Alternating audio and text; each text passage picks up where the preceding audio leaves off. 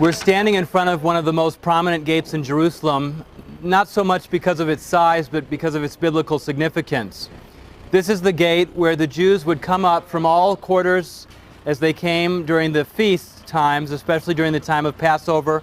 They would bring their offerings up through this gate and into the area inside where there were two pools that were built sometime earlier in the 1st century BC. These pools ended up being extremely important, not only for the cleansing of the animals that were going to be sacrificed, but also later on for the story of the pool of Bethesda, where a man was healed by Jesus. The gate behind us is referred to as the sheep gate in John chapter 5, verses 1 and 2, and I'll just read those two passages for us today. After this, there was a feast of the Jews, and Jesus went up to Jerusalem. He went up because he probably came down from Galilee, down the Jordan River area, and then he would have come up from about 1,300 feet below sea level to 2,700 feet above sea level.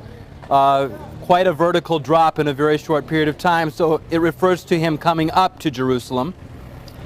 Now there is in Jerusalem by the sheep gate a pool, which is called in Hebrew Bethesda, having 5 porches.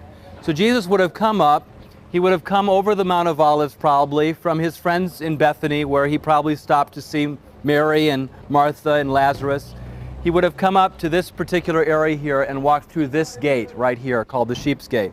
Now today it's also known as the Lion's Gate because when Suleiman the Magnificent rebuilt this particular gate, he placed these lions in relief up above the gate itself. So it's known today as the Lion's Gate, but in the New Testament period was known specifically as the Sheep Gate. We know